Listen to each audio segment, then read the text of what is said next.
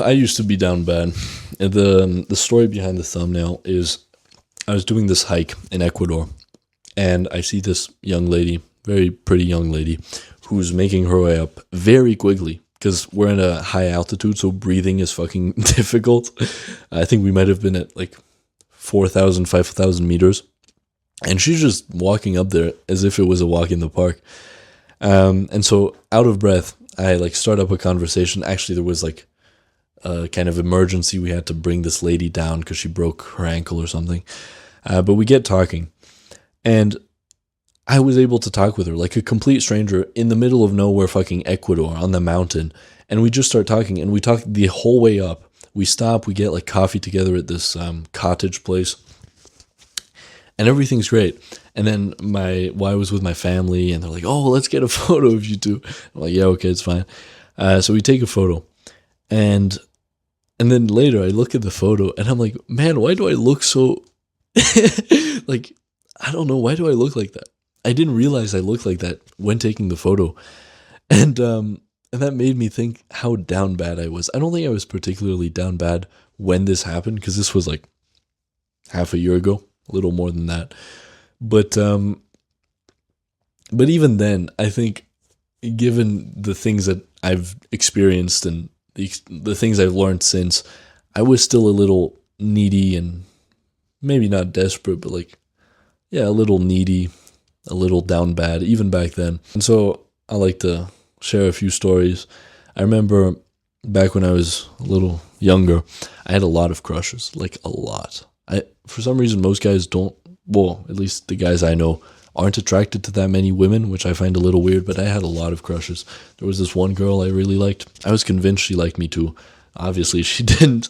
And that was basically the entire story of most of my primary, like elementary school and middle school. It was only in high school that I started, talking to them, and actually things started happening. But I was also very needy. And the way I went about things and improved things went from being the guy who had crushes to the guy who they had crushes on. Wow, look at that. Was basically reducing my neediness, self-improvement, and just like making my life interesting. Neediness is terrible. It's basically cancerous if you want to attract anybody, like guys and girls included, not in like a gay way, maybe also, but in like a friendship kind of way. Neediness is basically placing a higher value on others' opinions of you than you place on your opinion of yourself. Now, what that means, it sounds very complicated. It's really not. Is yes, you care about what other people think, but not more than what you think about yourself. Concrete example is if you want to go over and talk to some girl and get her number. If you go over and talk to her, that means you're non-needy because you care more about what you think of yourself, not being a bitch, than what she might think of you, which is maybe you mess it up and she thinks you're a little weird, right? It doesn't mean you don't care about that. It just means you care more about you not thinking of yourself as a bitch and going over and talking to her than whatever she might think of you. And same thing with guys, because what neediness leads to, and I have one person in mind, is the kind of people, you might have met them too, that you can tell don't really mean any of what they say. They just say it because they think it's what you would agree with and what is popular. There's one girl I have in mind. She laughs at every joke. She's afraid to make any sort of joke. She just like repeats what everybody says because she doesn't want to like people to have a bad opinion of her. She's extremely needy, and that's not very attractive. As a guy, it matters less, but like I just wouldn't want to be friends with her. Well, I don't. Because she's so needy. Like it's just not even fun. What a human connection thrives on friction. It thrives when people disagree with each other. Not all the time, but when you're able to stand up for the things you believe in. When you're able to make a bad joke and nobody laughs, but you make it anyway and you're like, well, too bad. Those are the people we like.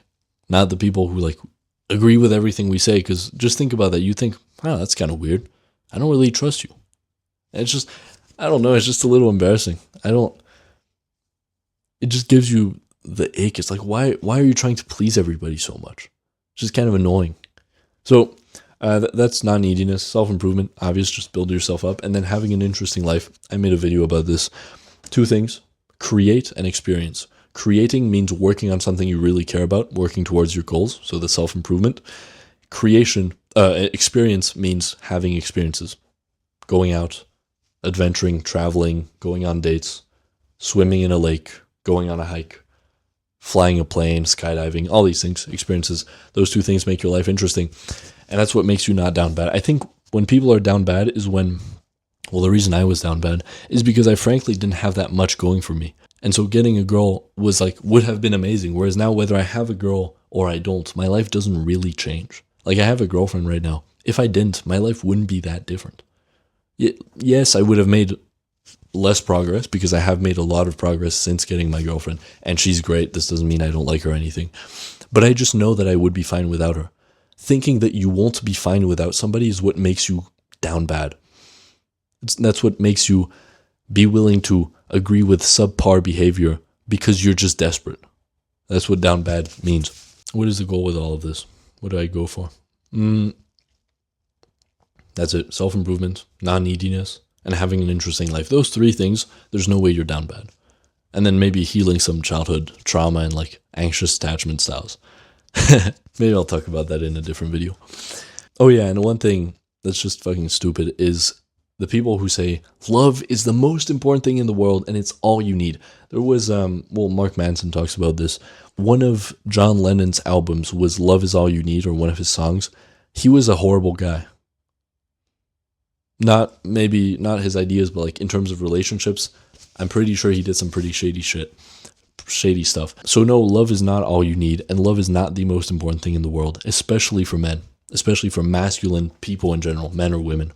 When you're masculine, the most important thing in the world for you is your mission, your purpose. And so no, love is not more important than that. And that's okay.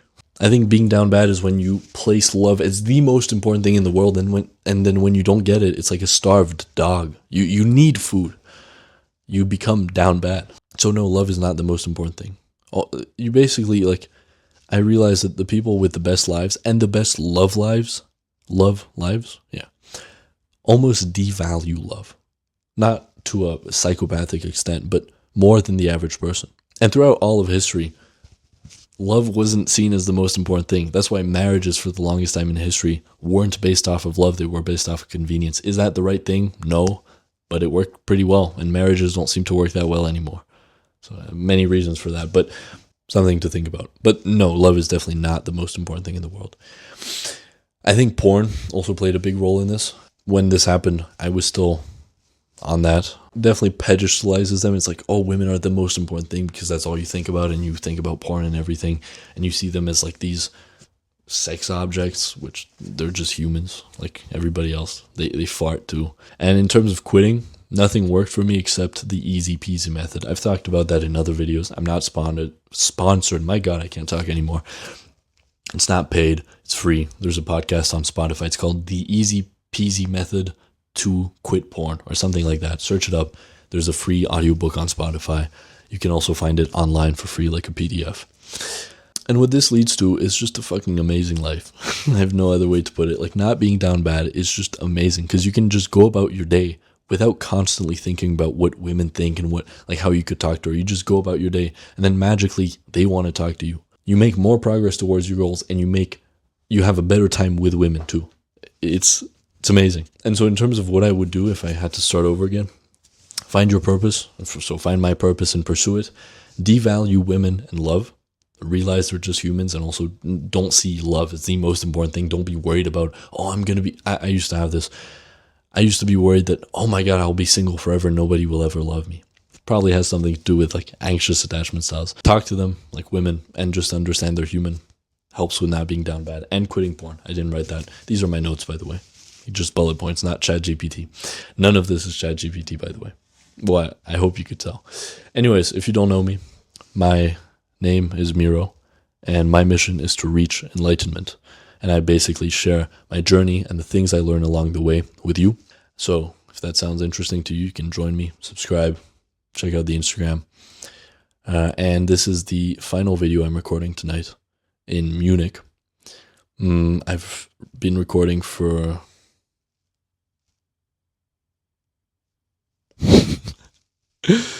multiple hours. It's 10:30 p.m. So I think I will maybe grab some food and go to bed. Yeah. Anyways, I'll see you in the next one. Mwah.